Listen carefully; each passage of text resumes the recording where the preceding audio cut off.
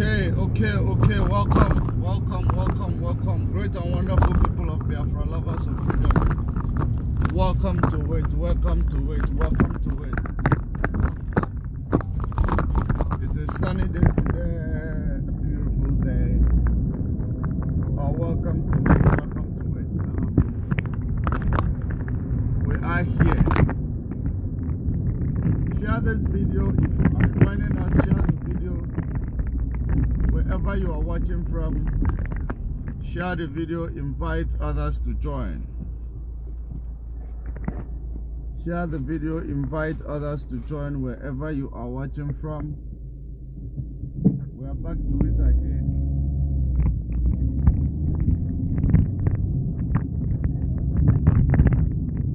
And this time around we came with a very, with the latest information. We are going to pass through to you. I'm taking a drive with my boy. When I get home, then I get home now, right? I'm going to be finding it about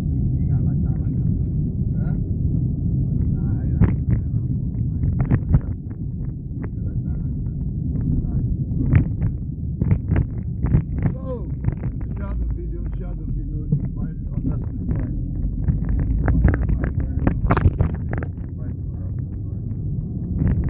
Let's do the needful.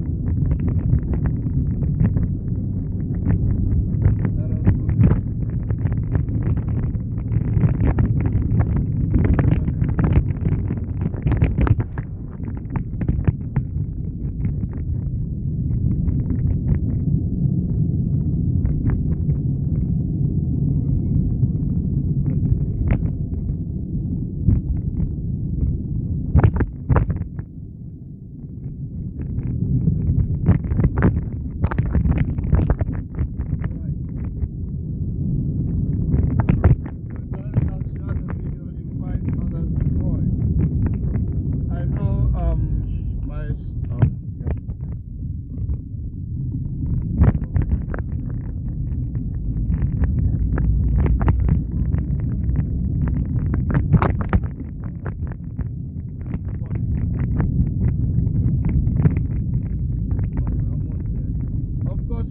the topic we have to discuss today.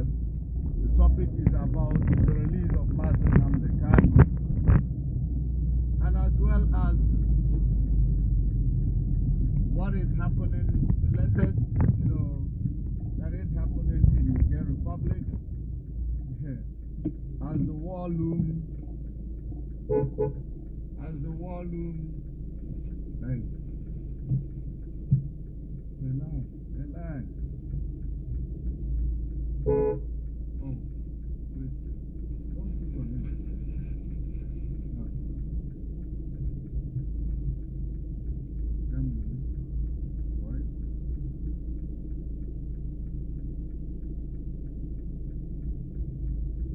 Welcome, David James. Welcome, Adan Neka. Adeline. Welcome. You guys are formidable. Welcome to this one. Let's do it again. Welcome to it.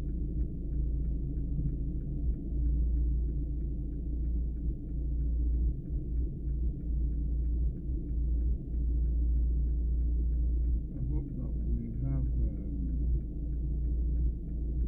a topic. I hope I added a topic here, but I will check that when I get the drop.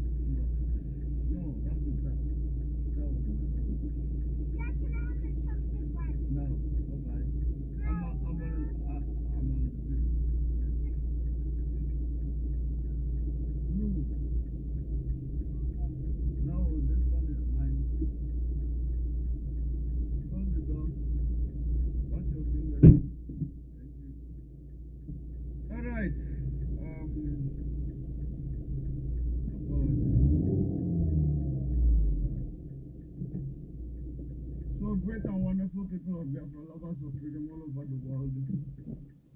We are here once again to continue where we stopped.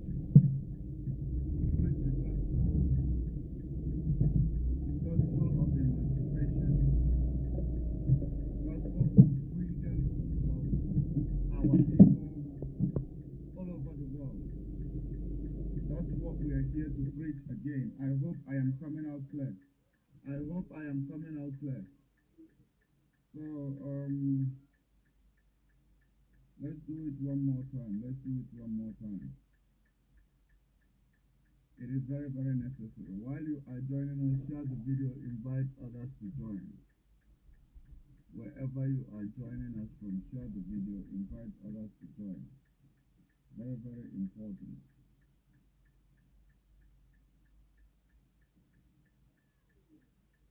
Alright, don't forget to click the like button as well while you are joining.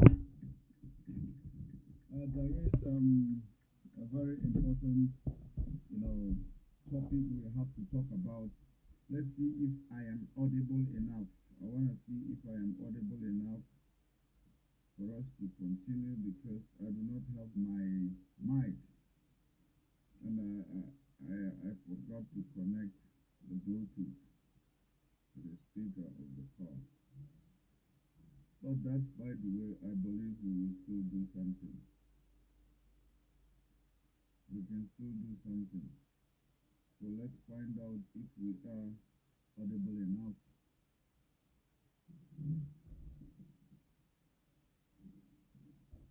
Amalum Loan. Where are you watching from? Amalum Loan. You say our African corrupted heads of state, they all must resign, or we will force them to leave public office like that. That's a great one. That's a great one. That's the spirit of Africanity. That is the spirit of Africa. Our people are waking up from their slumber. So I guess I have to actually get my earphone. I have to, my speaker. I have to collect my speaker. I am not audible enough, right?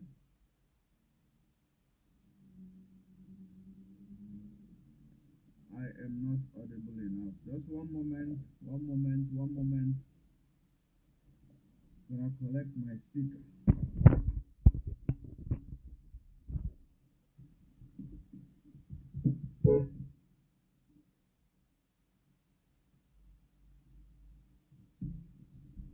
One moment. Let me collect my...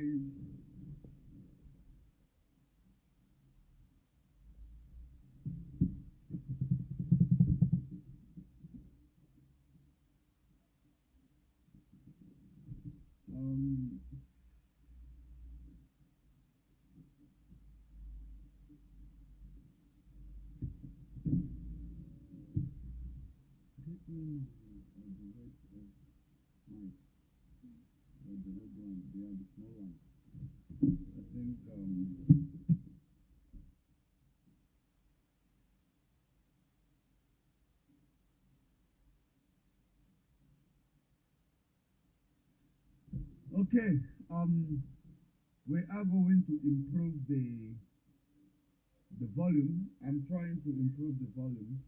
Then we proceed. I am going to improve it right now. Then we proceed.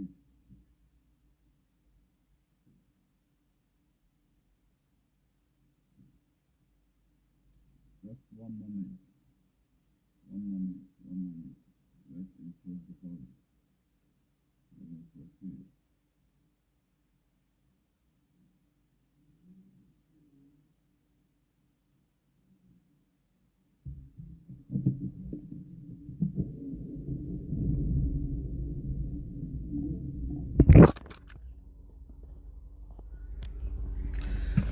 Okay, yes, I see that we are having a very, very low volume. A very low volume, so we are going to correct it for us to proceed.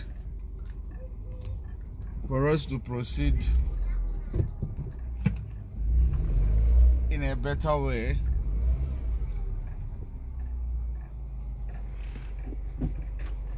All right, I think I got my mic. Well, thank you. Okay, so that means we are still going to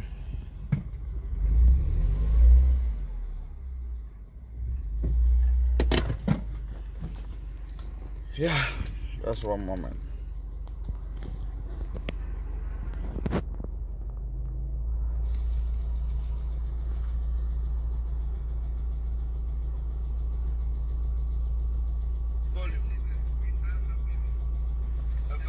So I believe it is going to be better now. It is going to be better now. I am connected to the better volume. So let's see. Or maybe my listening device is not audible enough. Please confirm for me, are we coming out clear from your side? Are we clear from your side? Confirm for me from your side. So I believe it is going to be. All right. I believe we are now. We are now coming out clear. So we are now coming out clear. Let's see. Let's do this. Please confirm for me, are we coming out clear from the side? Are we clear from the side? Confirm from the side. Okay.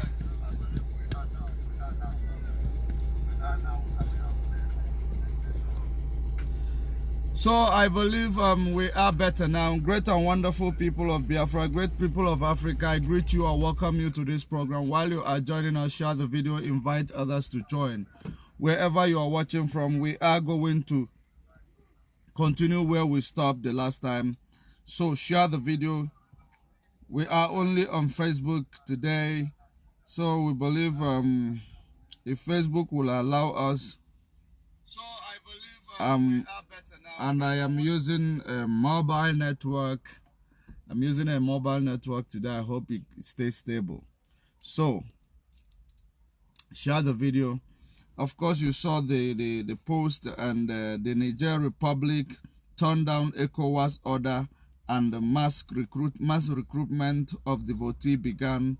What does that mean? It has been a while now when we are talking about the coup in Niger Republic, and there is important reason why we are talking about the coup in Niger Republic, because it is actually opening the eyes of the people for them to understand exactly what is going on, for them to know that the people they call their leaders, that there is somebody that is leading them from periphery. So that is exactly the reason why we are bringing it, because it is not unconnected to what we are grappling with in Nigeria, because Nigeria happened to be the lead of ECOWAS, the leader of ECOWAS, and that leadership from ECOWAS is actually what is driving this narrative. So we talked about the alignment and politics, geopolitics how it is affecting our lives yesterday. So this morning or this afternoon, depending on where you are watching from, or this evening, we are here once again. There is a news that is coming out from Niger Republic. And before we go to that news is about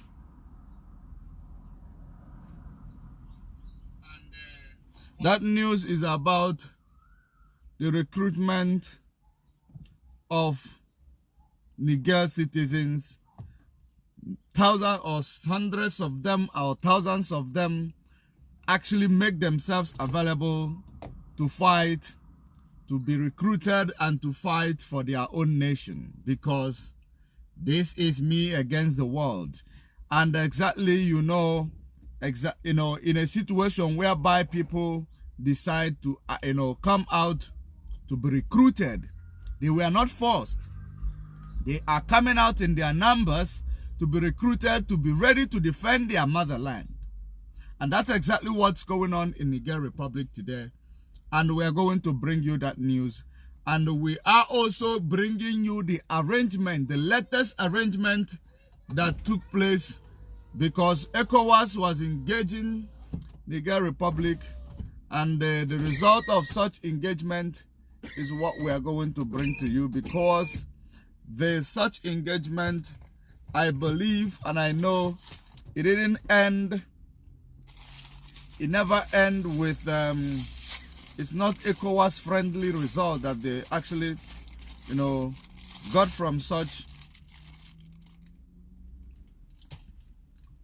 The result ECOWAS got from Niger Republic junta, it is not the it isn't the correct result that they are expecting. So I believe now, because they say they do not want to have a long and fruitless dialogue, so that's why I believe the military junta decided to go straight to the point.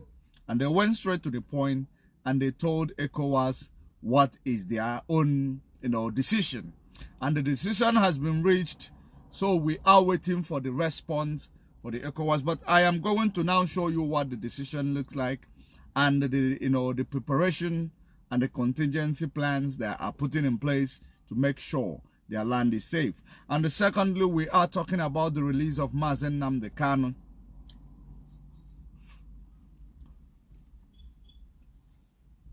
Of course, there is nothing we can do without talking about the release of Mazen Nnamdi Kanu. We must talk about the release of Mazen Nnamdi Kanu. We saw also a letter written to the appeal court.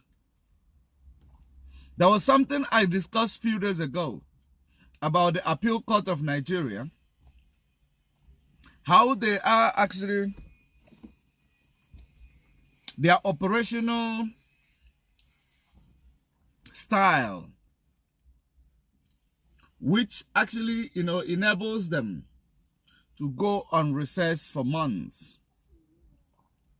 And going on recess for months, which jeopardize innocent people who are kept in custodies waiting for trial. And we understand that, I don't know if, I am not sure if there is any other place in the world where a particular court go for holidays. Please comment on the comment section if there is any other place in the world where court will close and say they are going for recess for like 2-3 months.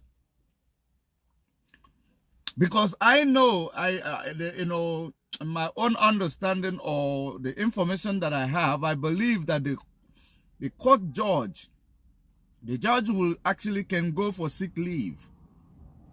Not court going for recess for months. because it affects people who are actually waiting, who are on a waiting trial. It affects them negatively. So since in that the court, when they go on their recess, it takes 2 months, it takes 3 months. What about the people who are actually on a waiting trial, and these people happen to be innocent? Who is going to pay for the time they have spent in that jail or prison or on a waiting trial? Because it does not make sense. If a judge is sick, then that is another thing altogether. But there is no sick, judge is not sick. I don't know what type of system that is. But I believe it is a system that is specially made for Nigeria, for them to continuously to detain innocent people, because it is all about wasting the time of the people, whether innocent, whether guilty. Because nobody is guilty until until found guilty in the court of law. So in a situation whereby court will close for 3 months, 2 months, in the name that they are going on holiday or they are going on recess, it does not make sense. So, but that is by the way. That is by the way. We are actually, making a comment on that. We saw, or we all saw, the letter written to the court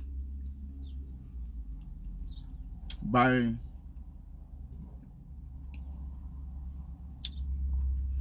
Professor Michael Zokome. Let me check if I will be able to see that later. The letter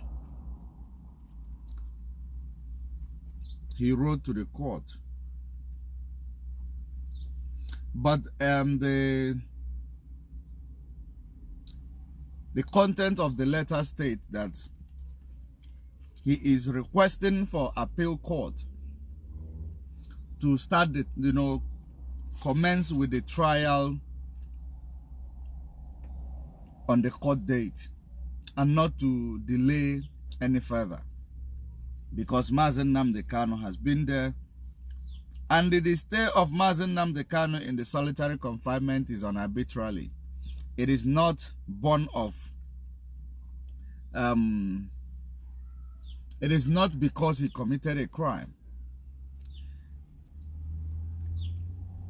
It is only because he is not loved by those in the position of power. That is the reason why they decided that they will leave him there, and they will be using delay strategy to keep him there.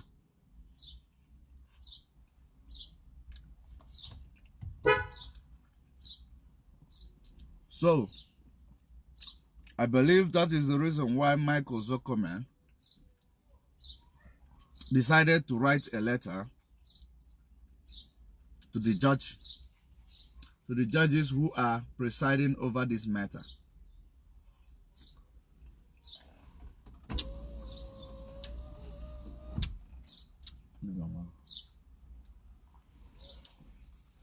So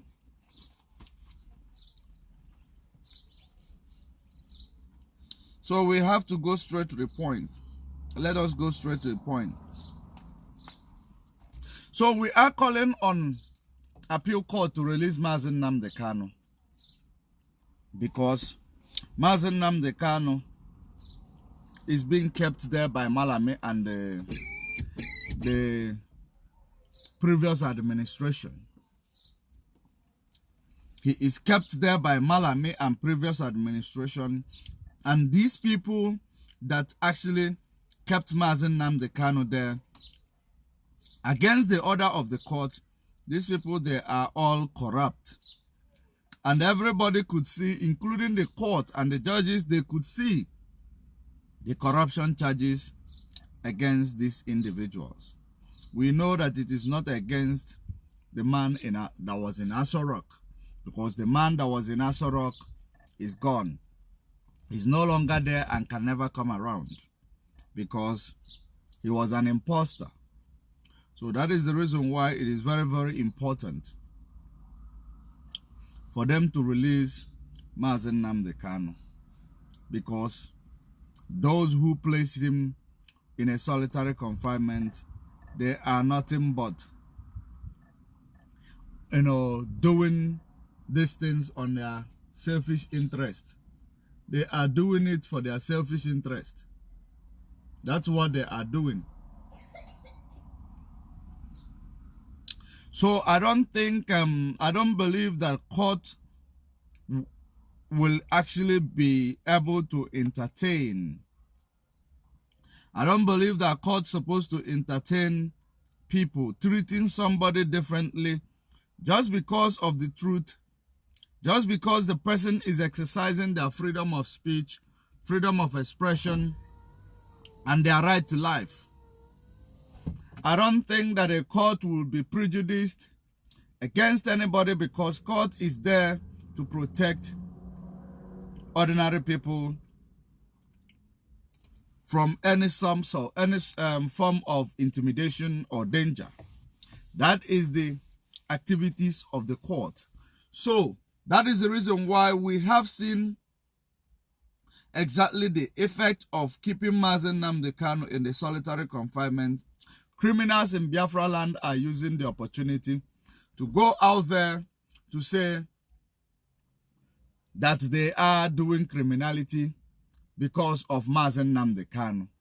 So that is the reason why we are calling on appeal court, because if appeal court refuse to facilitate the release and finalize this shenanigan that was started by Attorney General Malami Emeritus and the President of Nigeria Emeritus in the likes of Buhari, or the imposter or double kanga of Buhari, it is very, very important that we remind appeal court that Mazi Nnamdi Kanu has been set free by the same appeal court, not high court. The same appeal court set him free. The same appeal court issued an order that there is no court that has a jurisdiction to try the matter. Any court in Nigeria does not have a jurisdiction to try the matter again, because it is a matter that is not supposed to be tried in Nigeria, because Nigeria has no jurisdiction over this matter.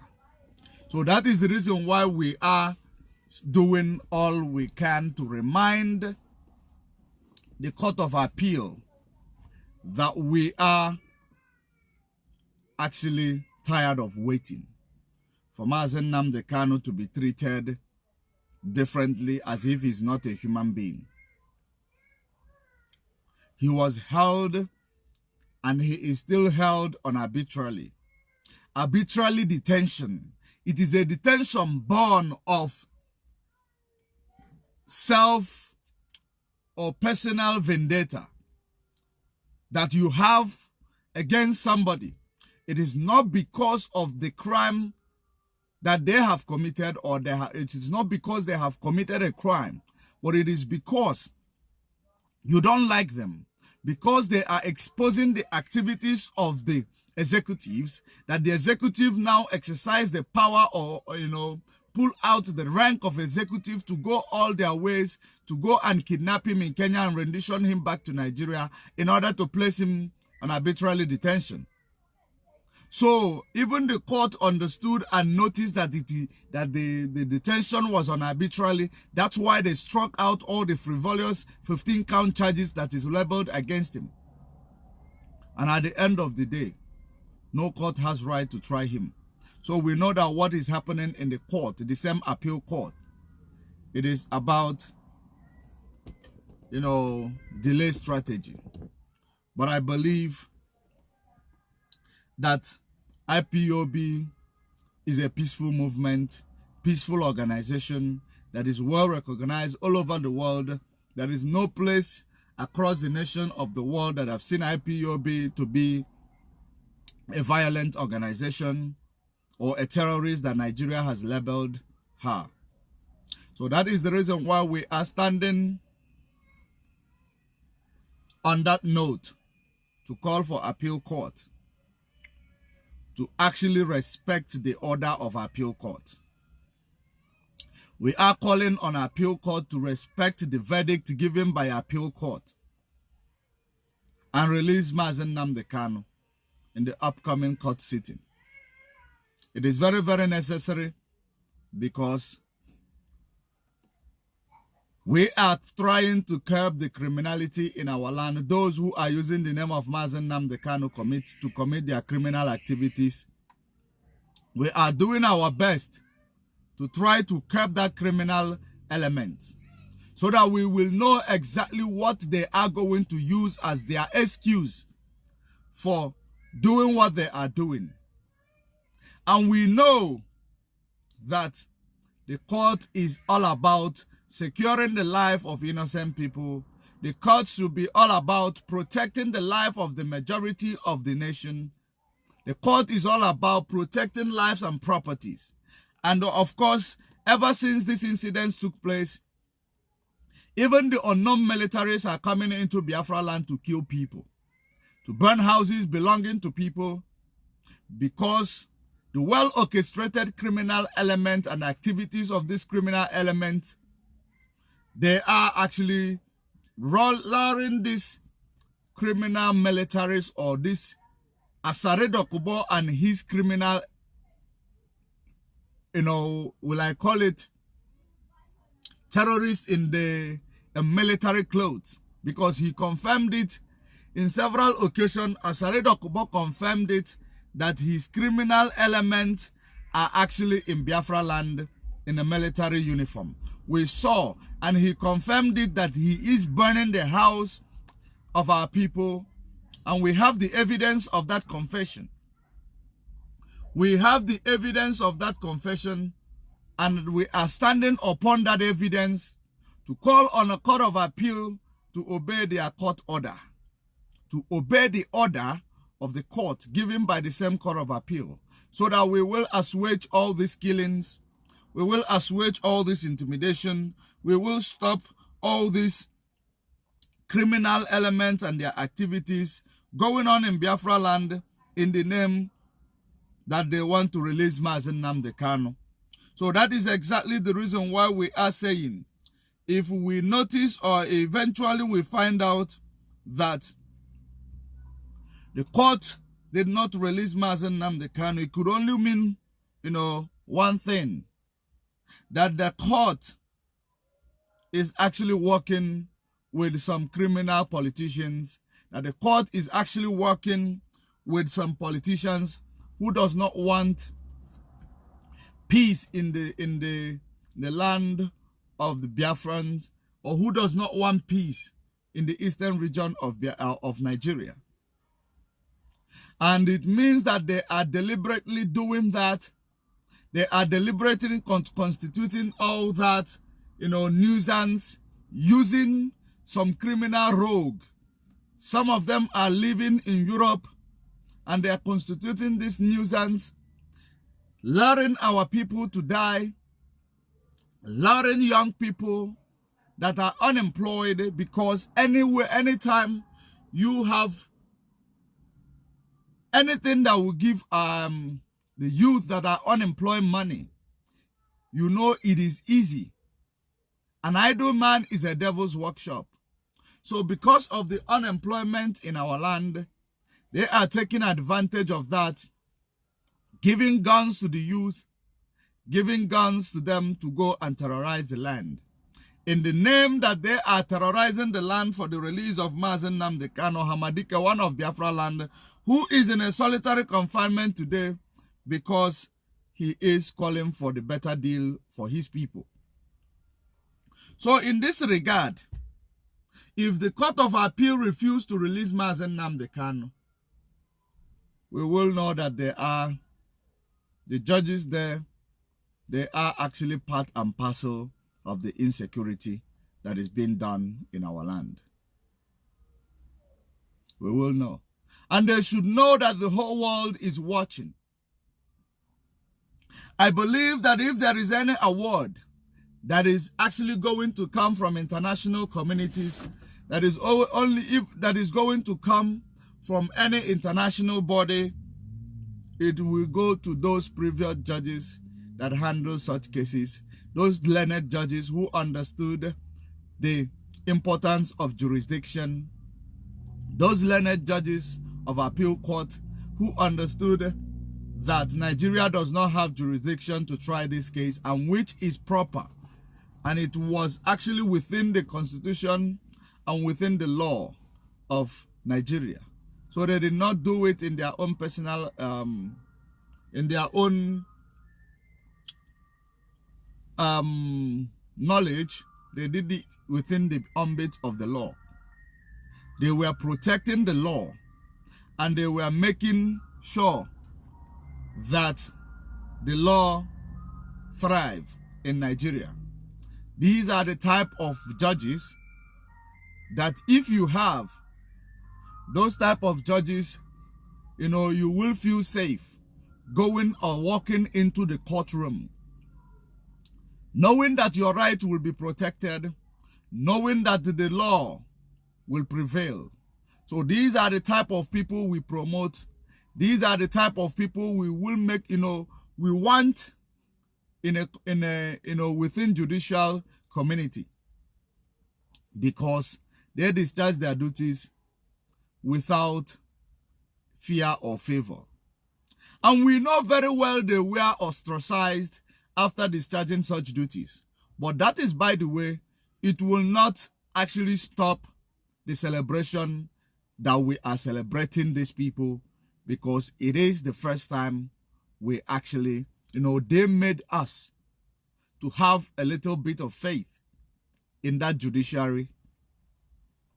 These people gave hope that judiciary still, there are still judges that represent people, not representing money or the highest bidder in the justice system of Nigeria.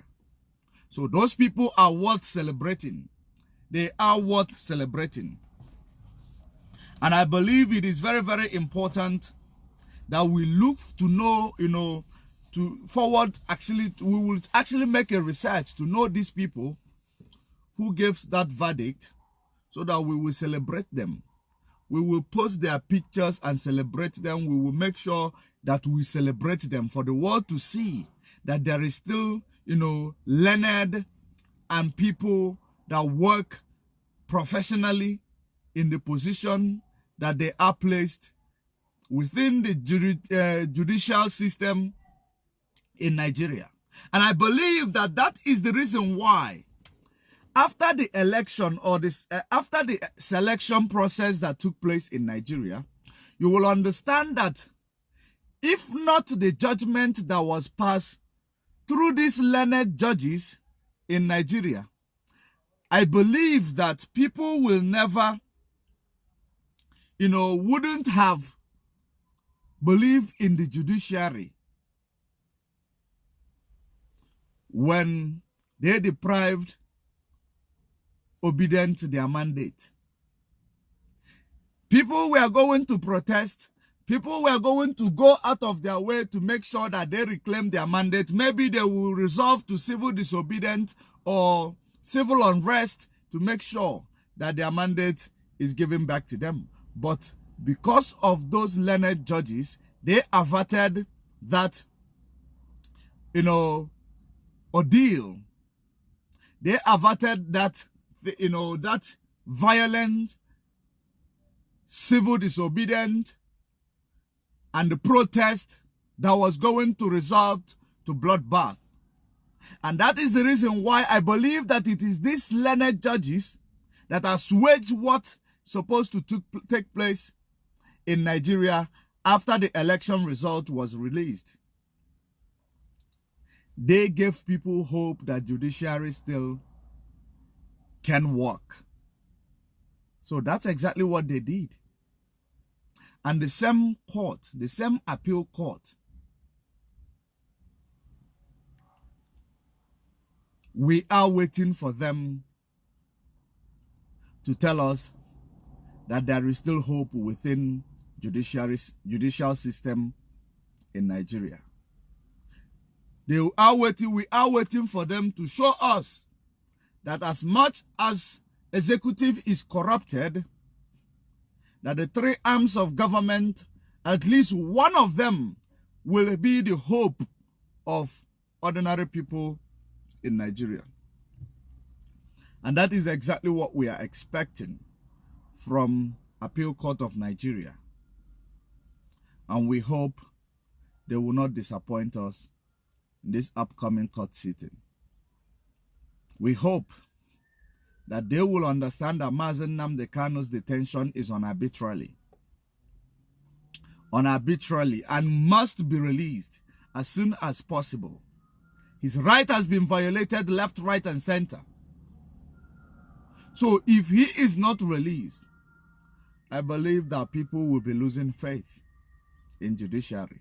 And we will know that those judges that was replaced,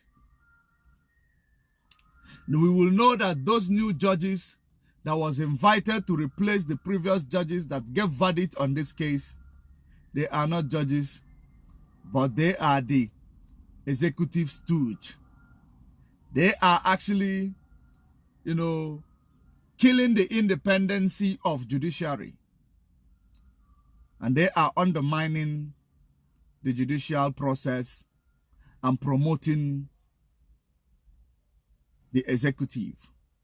And when executive is over-promoted and judicial process is undermined, that means the loopholes is coming out of judiciary, while the executive will be actually carrying themselves as omnipotent.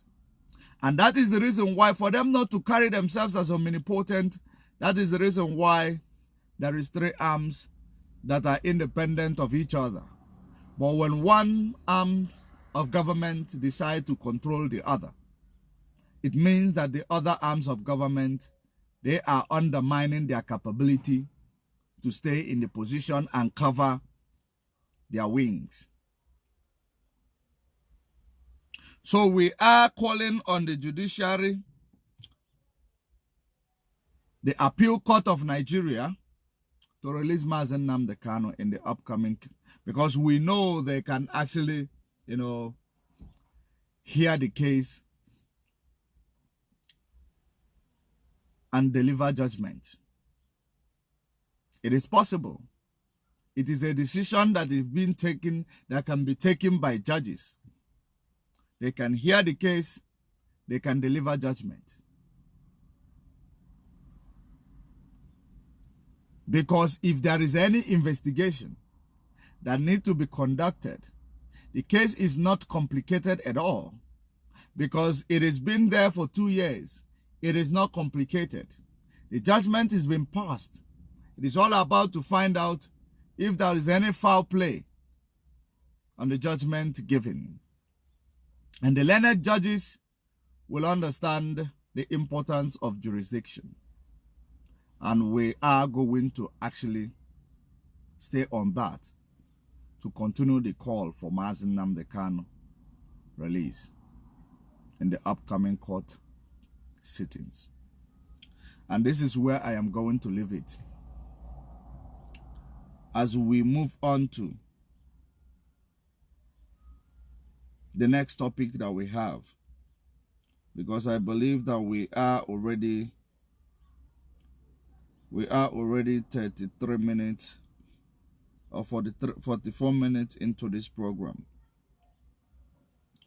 So if you are joining us, share the video, invite others to join. The reason why we had to take this one first, it is because whoever that is going to come to join this program, they will hear it first, because it is very, very important. Now we are going to go to what is happening in and around Africa. And we are focusing on Niger Republic. What is going on in Niger Republic? And that is exactly the news we are bringing. Of course, yesterday when we were doing a broadcast, we actually made it clear that the Ecowas is engaging with the junta, the military coup leader in Niger Republic. And that engagement, they say they don't want to have a long engagement or fruitless engagement. Now they want to make it short. And then immediately when they engaged, the junta, military junta, decided to make it easy for them. And he delivered to them their stance. And what is that stance he delivered to them? Let us find out. We're going to read it out to see exactly the response of the military junta. And after the response, what became the next phase. And we are also going to, and of course I have not extracted the response from Ecowas, but we know what their response is. But let me read from BBC. Let me read from BBC because they are very, very, interesting in that, regard. Let us read. Niger coup leader General Tichiani promises to hand over power. Niger coup leader General Tichiani promises to hand over powers. He promised Ecowas that he will hand over power only in 3 years. He will only hand over power only in 3 years. Niger coup leader has promised to return the West African nations to civilian rule within 3 years. General Abdurrahmani Tichiani made the announcement after meeting mediator from the West African Regional Bloc, ECOWAS, in the capital, Niamey. ECOWAS has threatened military action to reverse last month's overthrow of President Mohamed Bazoum if talk fails. The junta head said that Niger did not want a war, but will defend itself against any foreign intervention. If any attack were to be undertaken against us, it will not be walk in the park.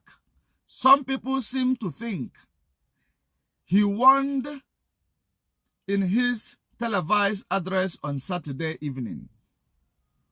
General Tichiani also reiterated criticism of what called the illegal and inhuman sanction imposed by ECOWAS on the landlocked country. This has included cutting electricity, resulting in blackout in Niamey and other major cities, as well as blocking crucial imports. Lorry drivers have been stuck for weeks waiting to bring in supplies, forcing up food prices. Okay, this is what they are doing to Niger Republic. Sanctions are not conceived with the aim of finding a solution, but to bring us to our knees and humiliate us. General Tichiani, I agree with him. I agree with him.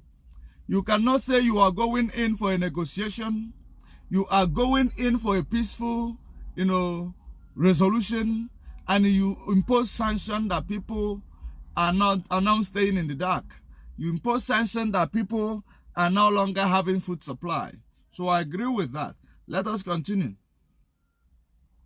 Thousands of men came to a stadium in Niamey on Saturday to register for volunteer force in case of invasion. Have you seen the solidarity? Have you seen the solidarity?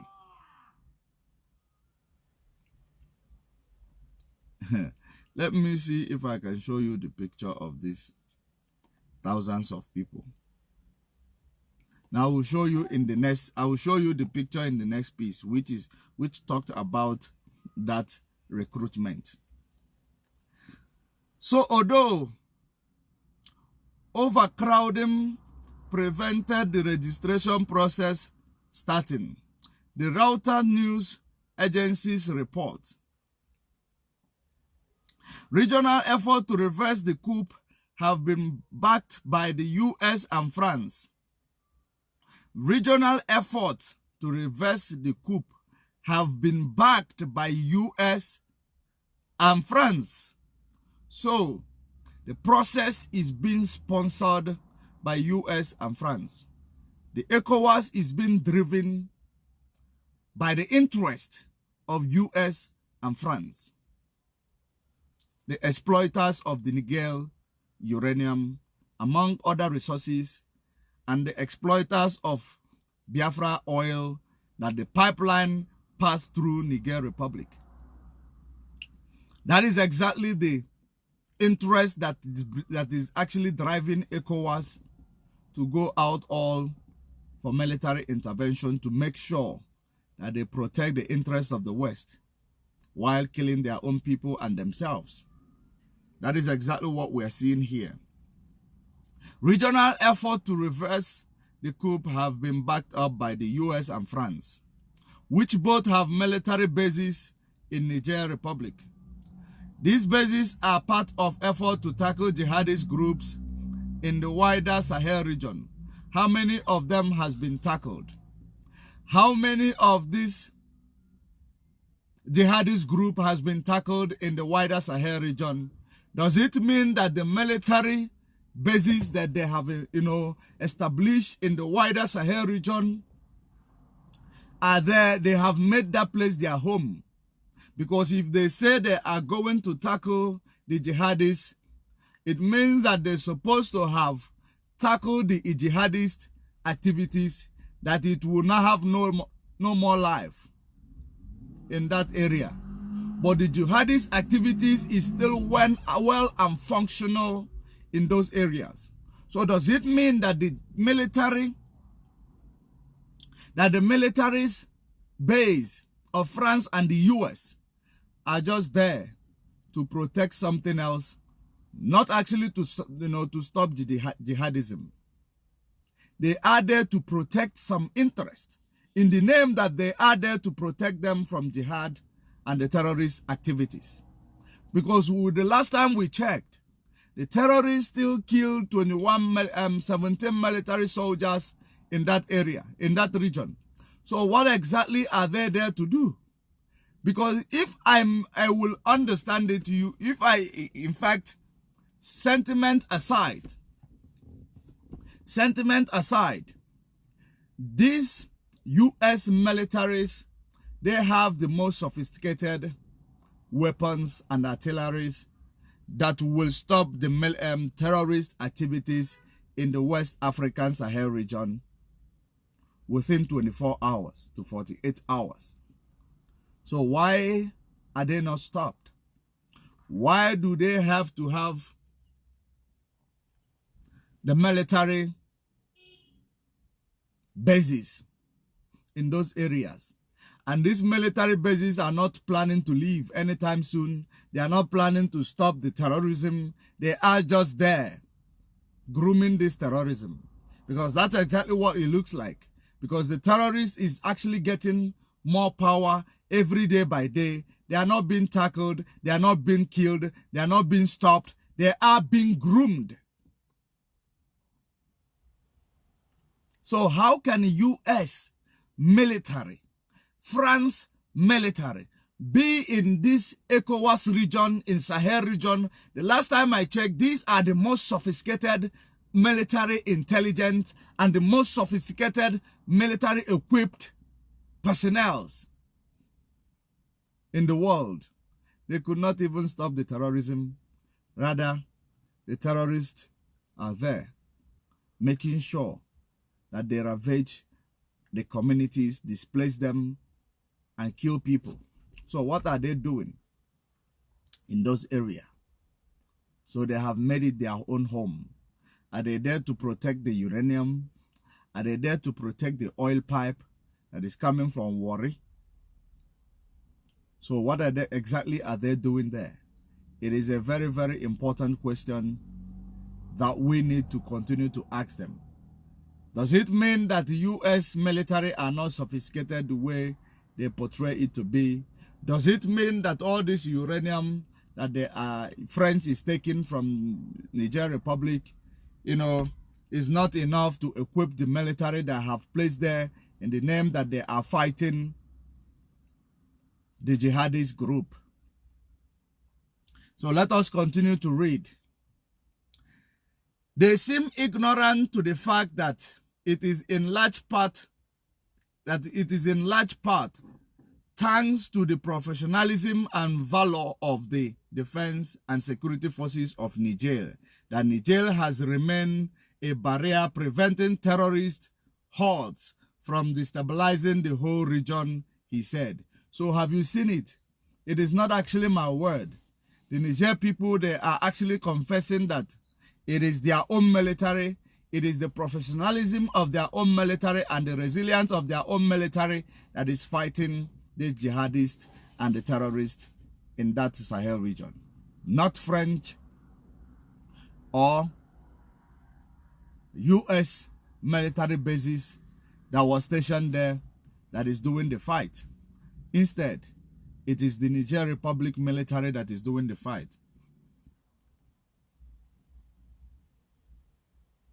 Now, the coup mirrors similar recent takeover in the neighboring Burkina Faso and Mali.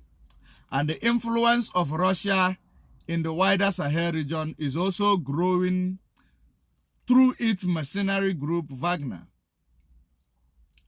General Tchiani did not give details about the handover of power, but said that the principles for the transition would be decided within 30 days at a dialogue hosted by the coup leader.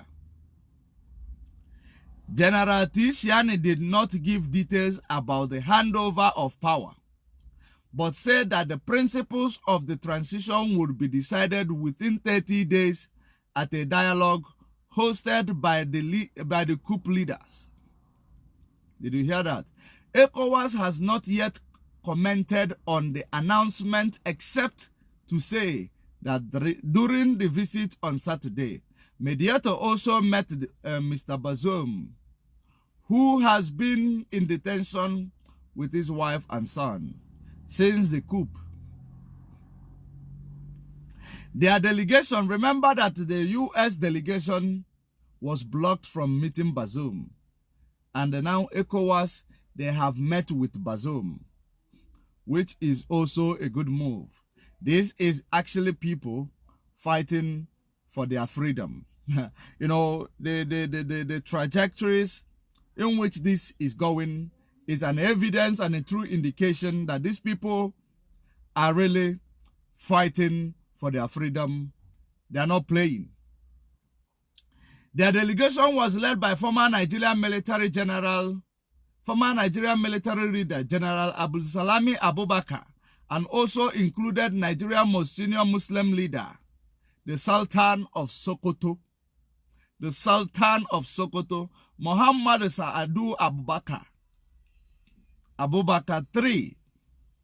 Those are the people who went for the negotiation. Okay.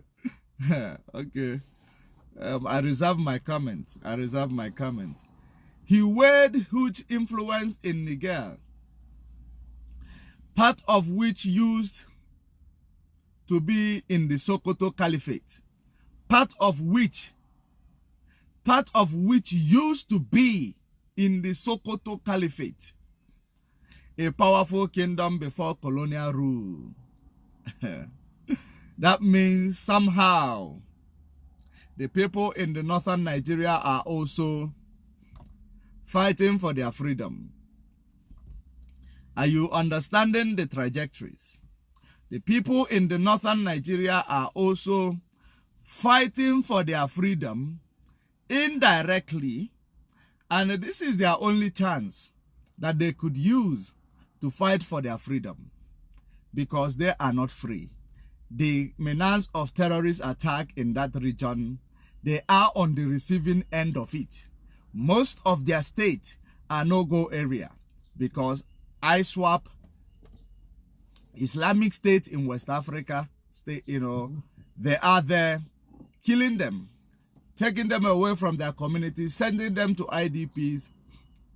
Boko Haram, they are there taking them away to the IDPs and ransacking communities and doing ethnic cleansing in that region. So that is exactly what is going on. We know that the Niger Republic fight is also the Northern Nigeria fight. And we know that very well. And that is exactly what we are, the reason why we are following this coup. Because we know that the Northern Nigeria, they are looking for a way possible for them to be free from the shackle of Nigeria colonizers, because they are feeling the heat. In the past 10 years, they have been feeling the heat of this terrorism, and in the past 10 years, they are dying in the hands of these terrorists in that Sahel region. So I believe that it is their opportunity to make sure they join force with their own counterpart, which are under Sokoto Caliphate, pre-colonial rule, to fight for their freedom. I hope you are understanding what is going on here. They were under Sokoto Caliphate, pre-colonial rule. So they know that post-colonial rule destroyed a lot of, brotherhood. Post-colonial rule, or mid-colonial rule, it displaced people and segregated brotherhoods and joined force enemies in order to bring economic sabotage and stunted growth to the economy of that region called Nigeria. And that is exactly what you have seen today. If not this, many of us will not know that Niger Republic, part of them are under Sokoto Caliphate. They call it the greatest kingdom in that region. And that is exactly what I believe they are trying to restore back. And we are not against them. This is a self-determination, and they have their right to self-determination. We are not going to be prejudiced against their self-determination. But what we are not, going to, tolerate is that them, they are fighting for their own self-determination while trying to plunge our own self-determination. That is exactly what we are not going to tolerate.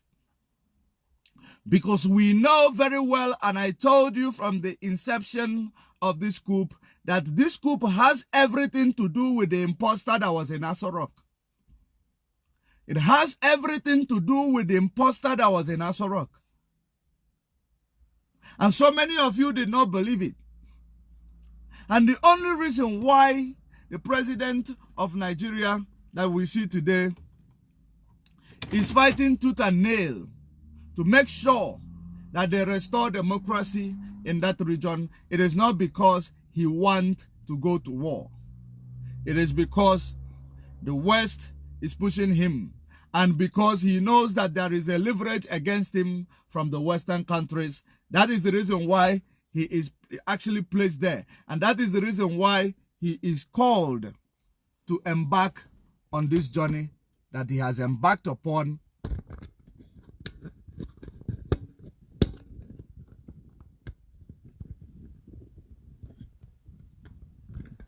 So that is the reason why he is embarking on this journey that he has embarked upon.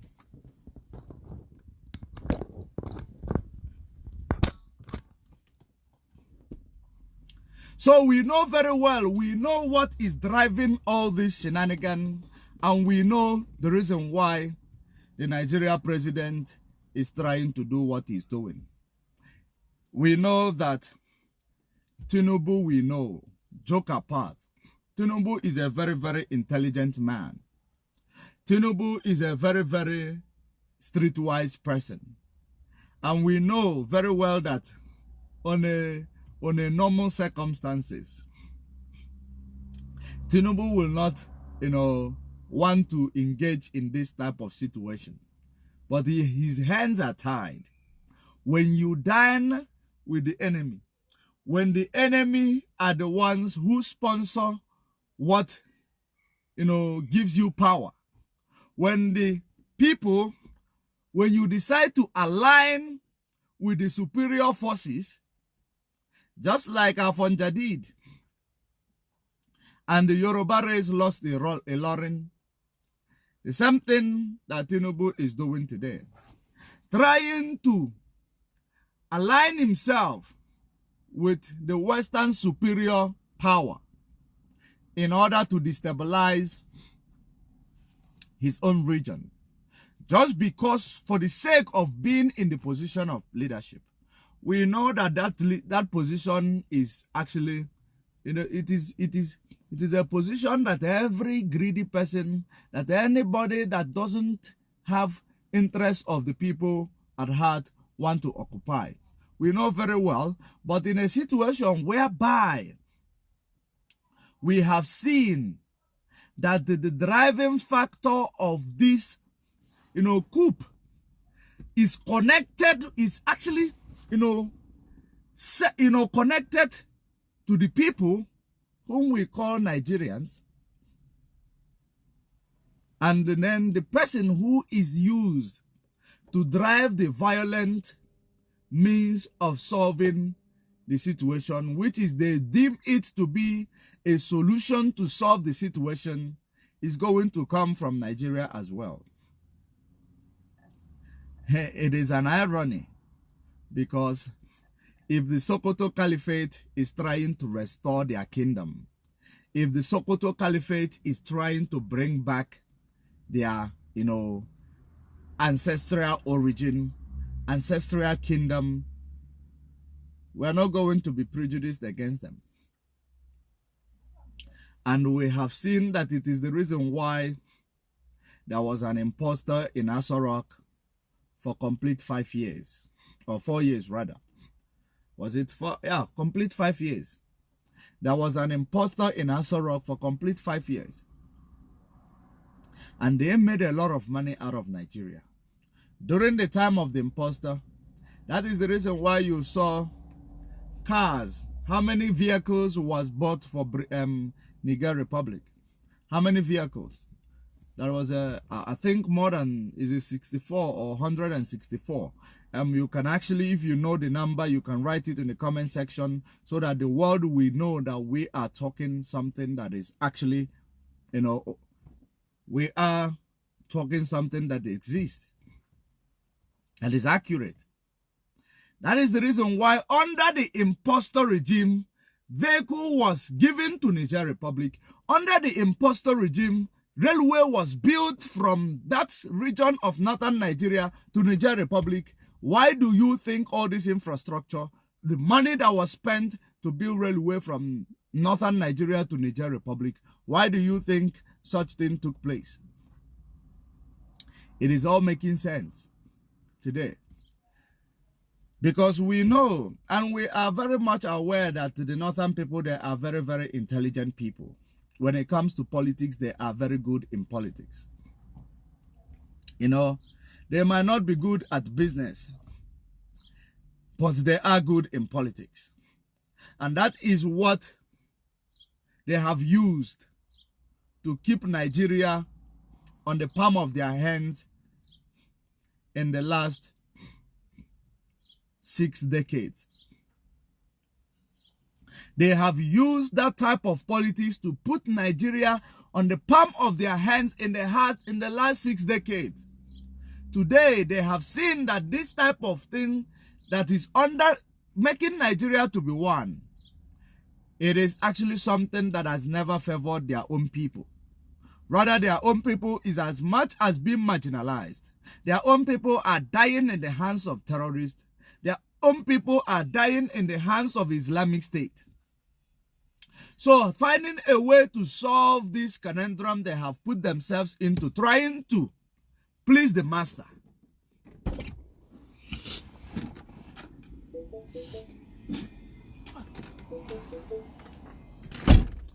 Trying to please the master. Finding a way to resolve this conundrum, trying to please the master in the last 6 decades. They had to do it indirectly. And then I know it is the superior principle to deal with the current principle and the current status quo that we have seen in Nigeria. Because the plan has been not for the power to go into the hands of anybody from the south. The plan has been for the power to remain in the north. Had it been that power went into the hands of a northern person, it's either they started with declaration of Islamic State, which is still imminent, which is still not averted, which is still inevitable. Now, they were going to use through that Islamic State saga to actually achieve their goals in actually taking full control of Nigeria and removing the colonial rules in their own terms. So having seen that the power eventually went in the hands of the South, and now it is now making sense that the people who actually, they're the people who give power to anybody in Nigeria in the presidency. It is coming from the colonial rule. It is coming from the West. It is not coming from the people of Nigeria. Let me clarify that, because they have discovered that if this power happened to go back to the north, that Islamic State will be declared. And through this Islamic State, you are not going to, when Islamic State is declared, the restoration of the kingdom of Sokoto Caliphate is going to come back. And then from that Islamic State declaration, you are going to see the full control of Nigeria, and you will see Iran helping them. Because if you find out, you will understand that the imposter in Aso Rock strengthened the relationship between Nigeria and Iran. Hello? I hope you are understanding it. They strengthened the relationship between Nigeria and Iran. So the plan was to declare Islamic State backed up by some Iranian nation, and even maybe Turkey might be part of it, part of the agenda.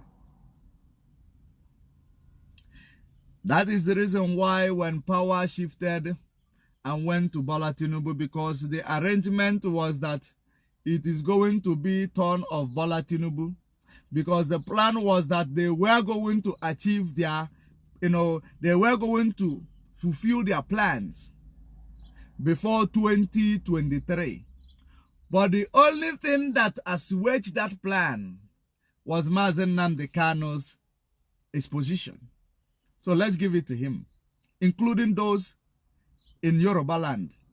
Mazen Nnamdi Kanu's exposition made Tinubu even to buckle his seatbelt to make sure he sees this power. Because Mazen Nnamdi Kanu's exposition opened the eyes of all of them so that they may see the plans of these people.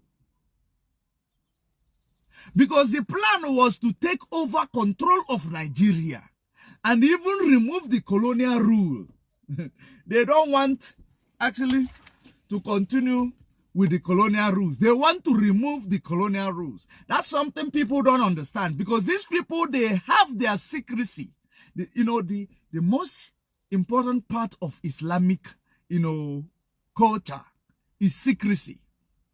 They are very secretive. That's why you will never understand what they are doing except if you are part of their cabals. They were going to be free, but the plan was to be in charge of the whole region of Nigeria at the expense of the whole region of Nigeria for them to remove the colonial rules. But now, the worst, the reason why they could not succeed, it is because they have killed our people in the past. When we try to remove ourselves from this colonial rule, karma is always at the doorstep of every, situation like this. Karma is on the doorstep of every situation like this. And that is exactly what is taking place right now. Had it been they allowed they allowed Biafra to go in 1967, for them to break free from colonial rules today, it is very easy.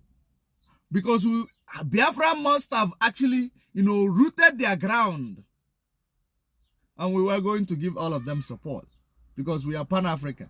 But the only thing we don't want is placing us amongst people who does not like each other, and we are forcing the relationship to take place when it is impossible.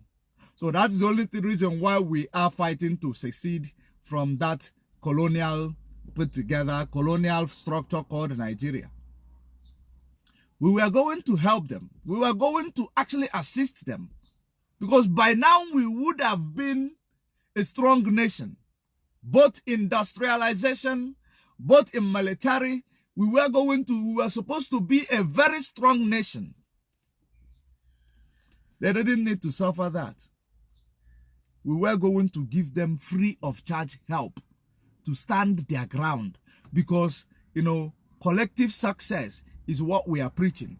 If the whole of Sahel region have a collective success of actually deposing or the colonial rule, or dumping the colonial rules and reintegrating pre-colonial rule back to the pre-colonial rule and the ways of life, it was going to be the most beautiful thing that ever happened in such region. But they decided to dance the dance of the colonizers. And now it comes to the point where they want to use the back door to escape this. We're not going to sabotage them, because we understand how important it is to escape this imperialism. We know how important it is for us to make sure that this power of neocolonialism does not find its feet in our various places and locations in Nigeria. That's why we are also we're not going to be prejudiced against them. But the most important thing that you need to understand is that the reason why they could not tell you that Buhari died in 2017, it was because how many vehicles? 1.14 billion naira vehicle purchased for Niger Republic. 10 by number. 1.14 billion naira vehicle purchased for Niger Republic. Are you now seeing it? The confirmation is here. They spent that money under the regime of an imposter who was a body double or doppelganger of Buhari, dead Buhari. They made sure they saved money for this exercise that is taking place today. When Buhari was giving you the hint, if he does not retire in Daura, he will retire in Niger Republic, where he come from. So many of you doubted when we do the analysis on that. what it simply means to retire in Daura or retire in Niger Republic. We told you, so many of you were in the comment section doubting it. But this is exactly what is going on. For you to understand, it is now clear that Niger Republic was under Sokoto Caliphate. Have you now seen that nobody is a Nigeria? Nobody is Nigerian. Nobody is Niger area. Nobody is from Niger Republic. They divided people who are of like minds, which is for people from Niger Republic, and brought them to the people of northern Nigeria. They were one. They were one under Sokoto Caliphate, and they were doing great as a nation. They decided to divide them and segregate them from these people, their own people.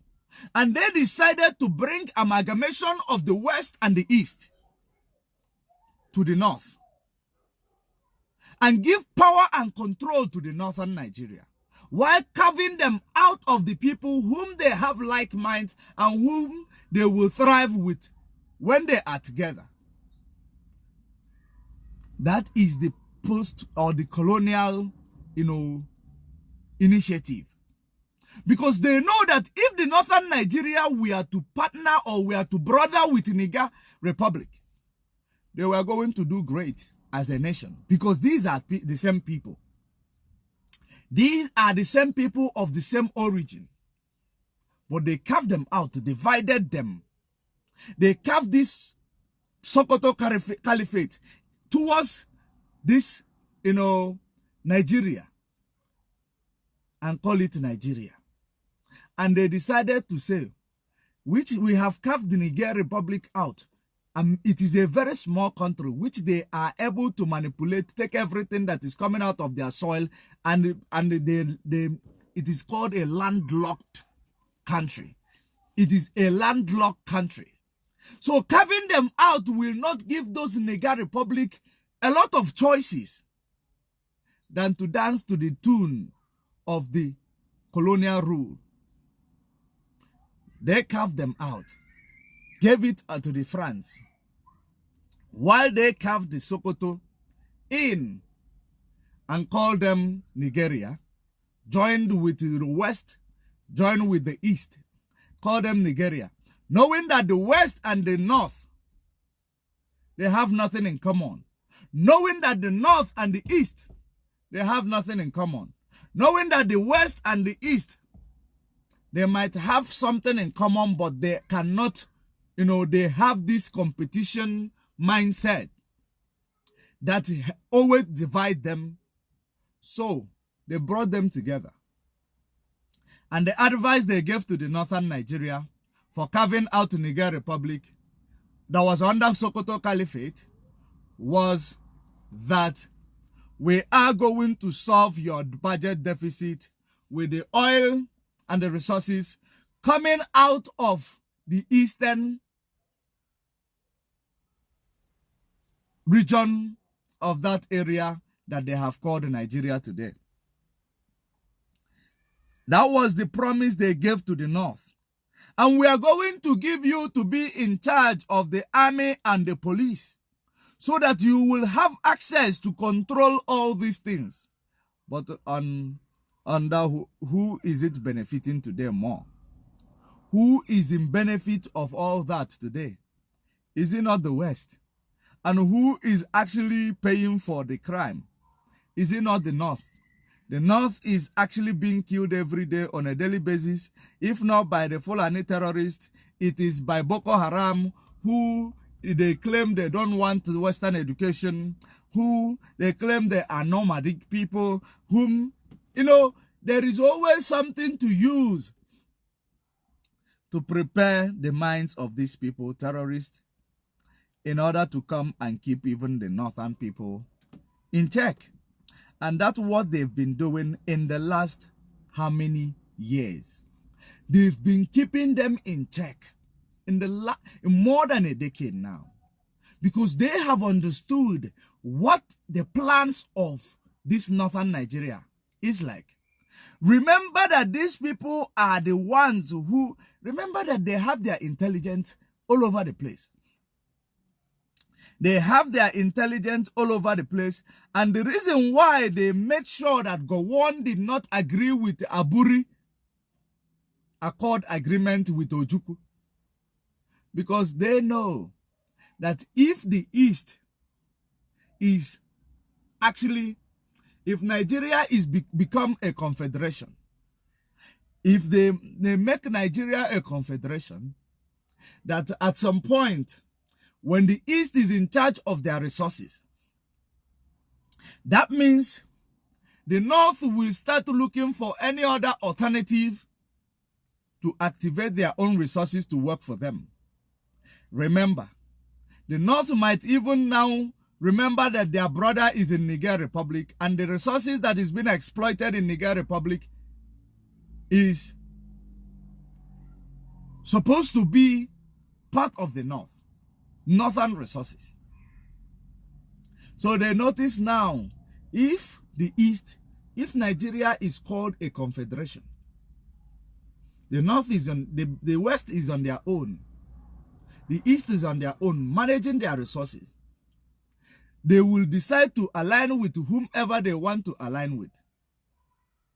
And if they align with whomever they want to align with, no longer on a symbiotic relationship with any Western colonizer or colonial rule, but they will form a beneficial relationship that is gazetted under their foreign policy. So they will form these alliances that will enable them to thrive as a nation or as a region that is under the contraption called Nigeria. So they know that it will give them right to, economic growth and stability. So that is the only thing, that was the only thing that Britain did not want. The Northern Nigeria believed that Britain was doing this thing in their favor. They believed that everything that Britain advised them, that it was all about helping the North to solve their budget deficit, because that was the arrangement that actually pushed for the amalgamation, helping the North to solve their budget deficit and making North believe that there is no resources coming from the North when there is a lot of them in Niger Republic, when there is a lot of them in the Northern Nigeria: gold, californium, uranium, and even timber in the North. There is a lot of them in the North. But the Northern Nigeria has been under the influence that there has never been a good resources. They have been under the, not influence rather, they've been under the impression that they have no resources until they discovered the one they discovered. And before they were able to discover it, Boko Haram have already taken over the place. They were under the, impression that they had nothing to survive if they allowed the East to go. Likewise, the Western Nigeria believe that they cannot survive if they allow the East to go. Have you seen the irony of what actually, protracted the war in 1967? It was a protracted war because we, black people, we are always being used against one another by the Western oligarchy, because we are always been believing that things of the West are the truthful promises. When they come, they make you promises. They tell you this is how it is, without you knowing that it can never be the way they tell you. They are now making you to believe that it is. Remember that the reason why they created Jesus to be white today was for you to believe that everything that is coming from a white guy is nothing but the truth. For you to believe that a white guy cannot make mistake. For you to believe that a white man can never commit a sin. For you to believe that a white man can never commit a crime.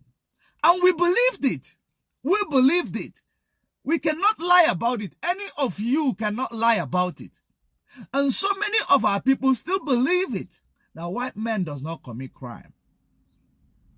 We believe that.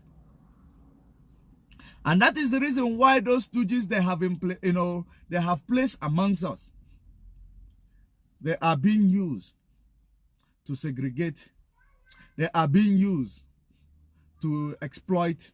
They are being used to kill, to reduce number reduction, ethnic cleansing. They are being used to impoverish, because they believe that any advice given by a white man is authentic.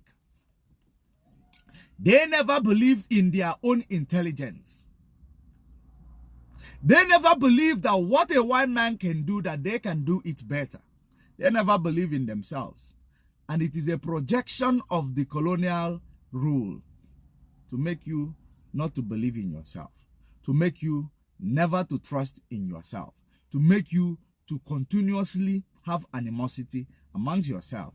To make it worse, they bring people of different mindset and place them together, and they call them one nation, and they tell you that your diversity is your strength.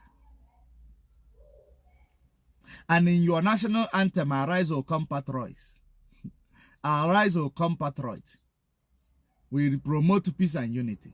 Every year we promote peace and unity, but there can never be peace and unity, because these are the people historically, they had never worked together, they have never been together, but they might come in the market, they will actually sell their goods together to each other and go their separate ways. But when it comes to for them to now navigate their diversity under one leadership, under one nation, it is something that is going to bring a bloodbath, because none of them believe in each other. That is the reason why we are saying that, the unity of Africa will only come if every colonial structure is uprooted. Because when the colonial structure is uprooted, that means people are going to go back to their ancestral origin. People are going to go back to become, what they were before the colonial masters came, which enable us to relay in the center of the business. We can have one currency, it is okay. We can have a central government or governance, it is okay. But people of like mind must be called their own, must be called the nation.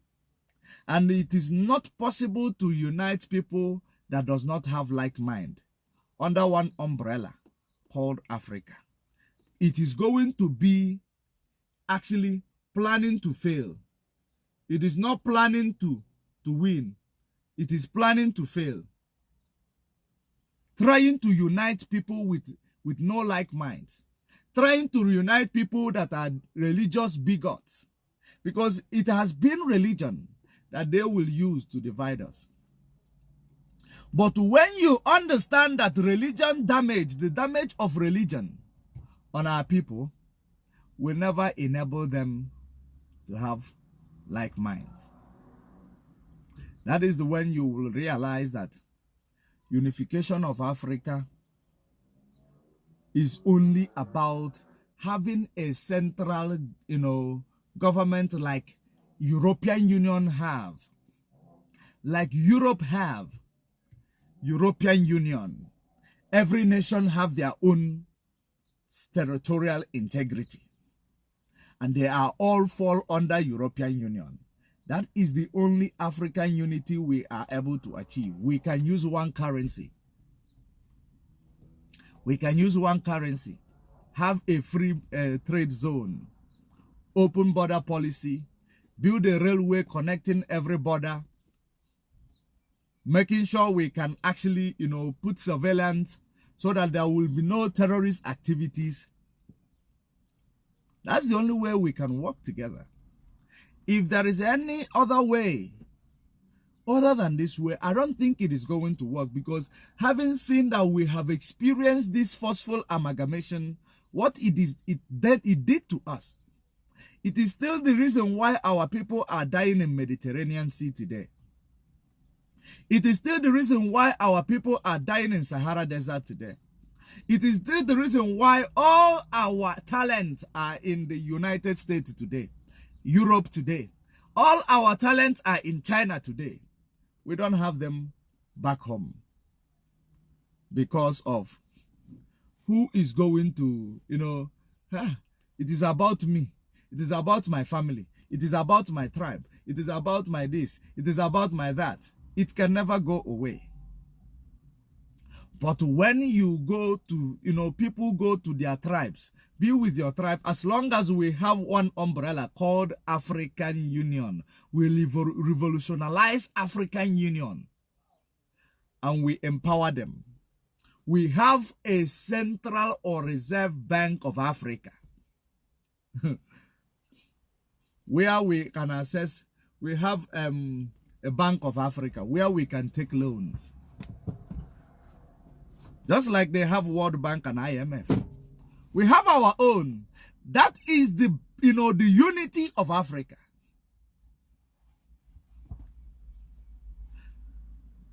And that is the reason why we continue to preach the disintegration of every structure of colonial rule that enables them to use people among us to destroy us, to destabilize our plans.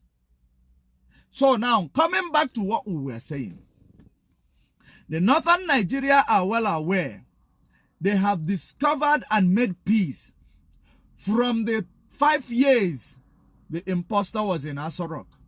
They have made alliances with their other nation like Iran, which is going to support them in a situation whereby they are being intimidated by, be it Ecowas, be it any other person. Iran will be present in that war. That is something people does not understand yet. Iran is going to be present in that war. If they are not present, their drones and their military gadgets are going to be present in that war. Because the alliance they made was all about conquering and using the Islamic State to conquer. And 99.2% of the people in Niger Republic, they are all Muslim. There are no Christian there. So 0.8% is a Christian. So they don't even form anything. They cannot vote because they don't have the number. If Niger Republic, they have 10,000 citizens or 10,000 people in Niger Republic, it means that I will say that 800 people maybe are Christian and 9,200 people are Islam. So in the northern Nigeria, we know that the majority is Islam and minority is Christian. So that has been causing a problem inside the north. They call it Christian Islam problem. And we know very well that the Sharia law, there has been a push to have a Sharia law across the northern Nigeria. And we know that Sharia law is somewhere in the path of northern Nigeria,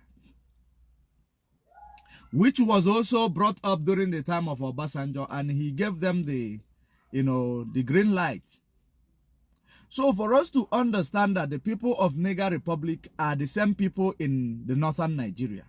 So you believe that you will go, wherever you are, when you are fighting Niger Republic, you are fighting northern Nigeria. That is exactly what it means. That is the reason why they have to. Do you know the reason why? I hope you remember what I read here. Yesterday broadcast, you heard that they did not allow the delegate from the US to see Bazoum. Do you know why? Because they are tired of the Western control. They did not allow the delegate from US to see Bazoum. But yesterday, they allowed the delegate coming from the northern Nigeria, that are the delegates, to go and negotiate the peaceful resolution. They allowed them to see Bazoum, which is led by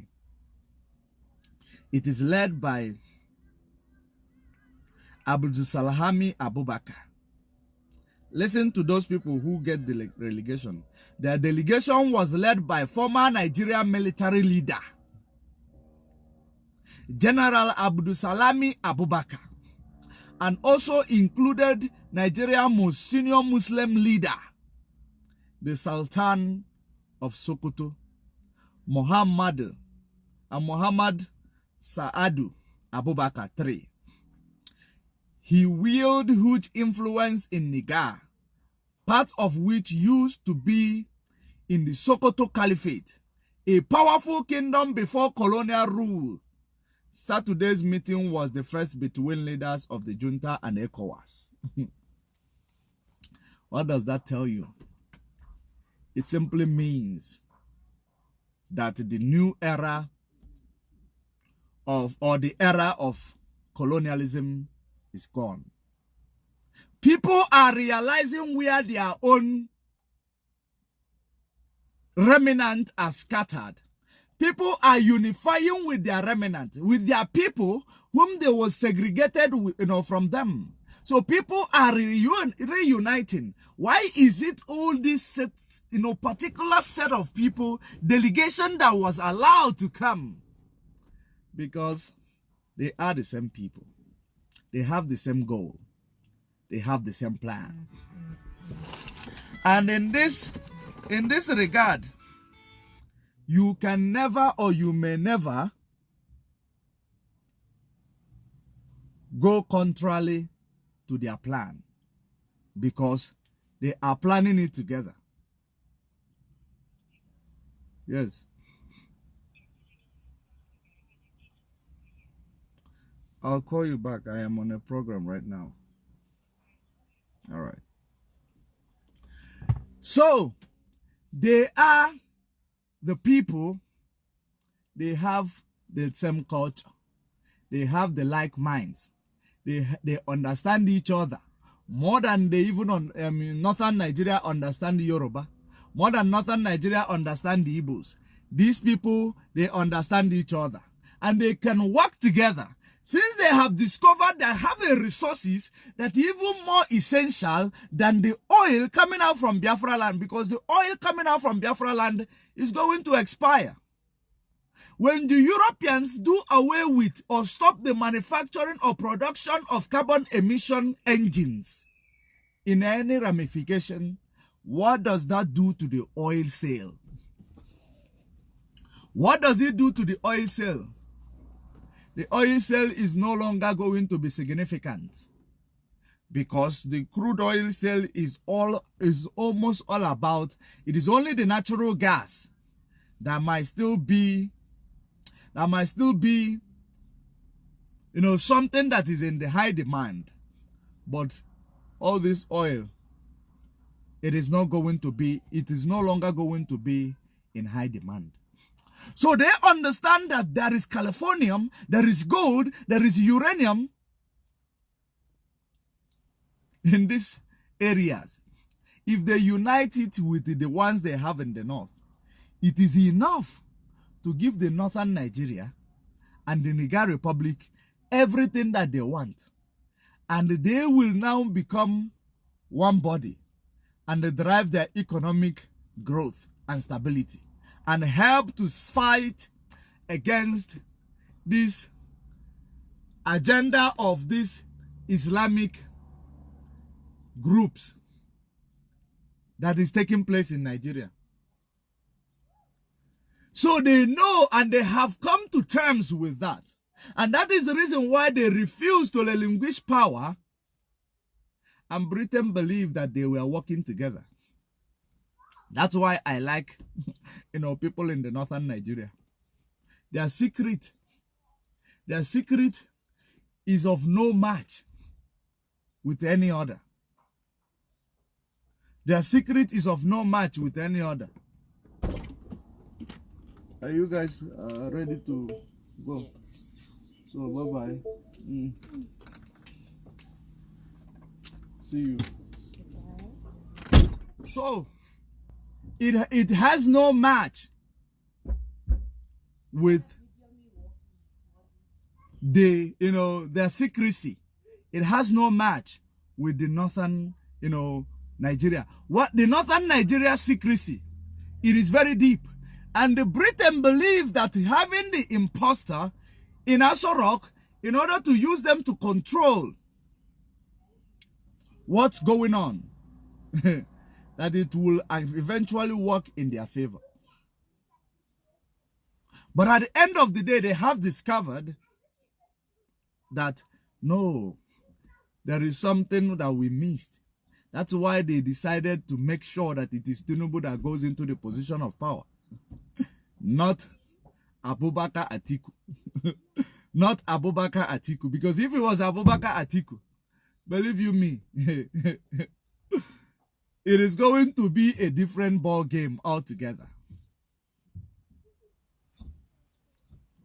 So for you to know exactly what is going on, for you to understand that there is, this thing that is a game that is being played, that a lame man will never understand the game. It is a game of chase. That the only people who understand the game are the masters. It is the masters that will understand the game.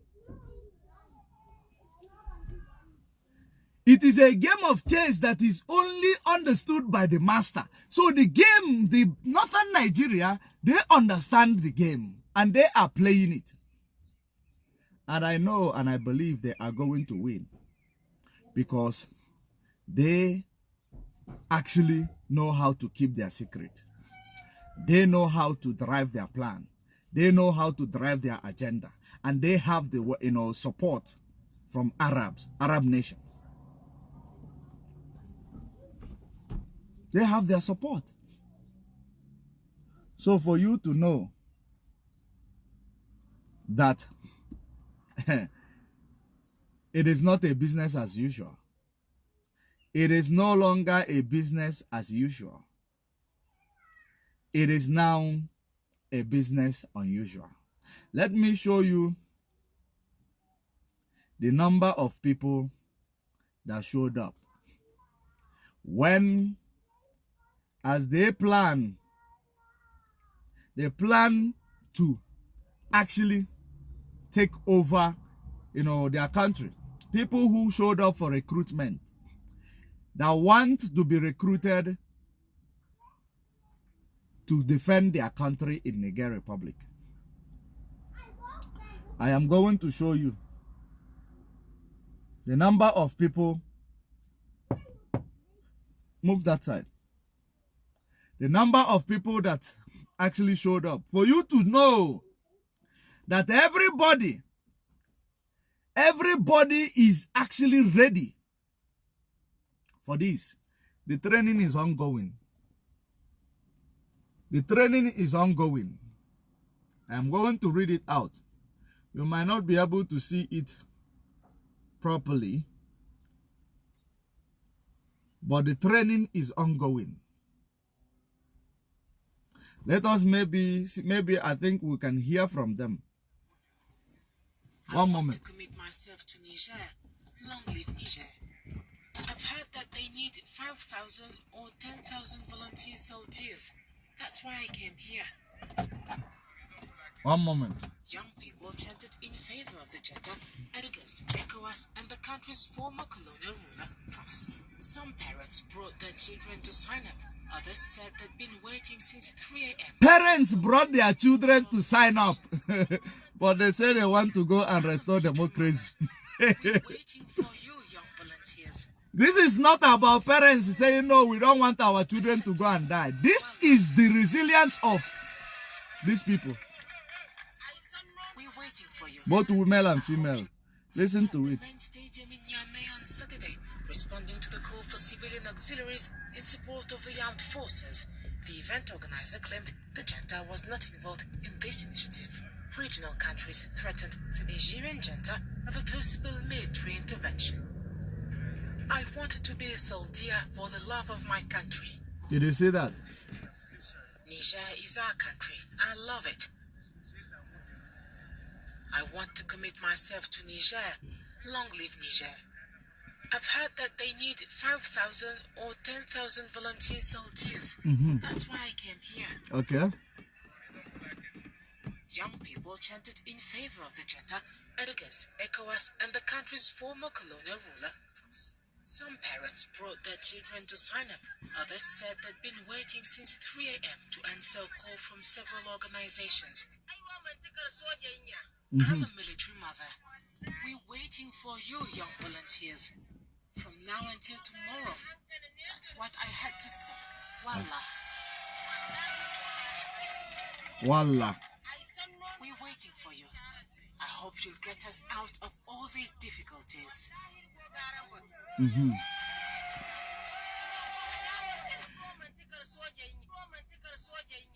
I'm a military mother.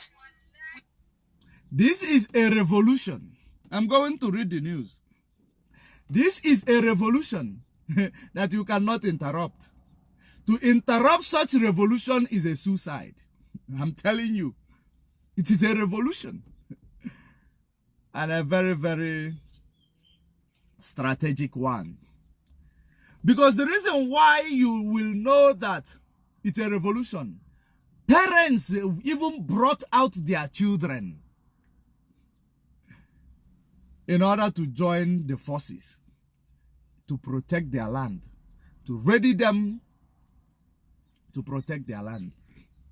It is a serious revolution.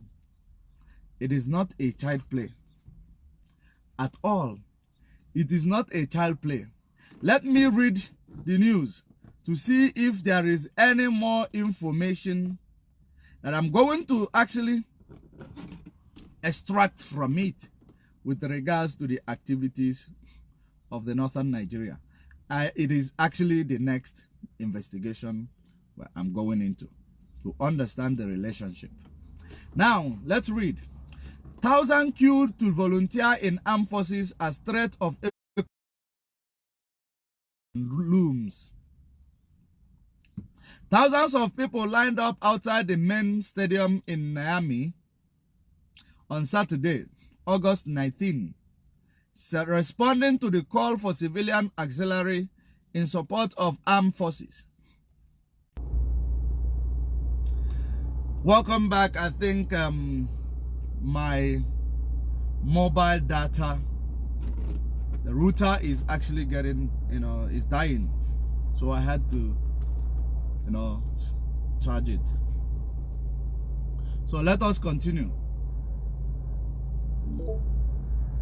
Regional countries have threatened the Nigerian junta a possible military intervention. I want to be a soldier for the love of my country.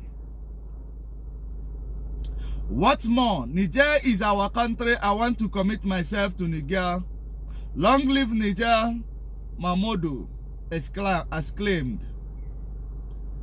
I have heard that the need for 5,000 to 10,000.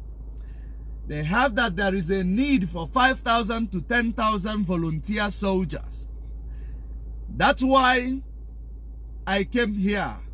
Abdoulaye, who is a footballer, said a footballer even came to defend their land.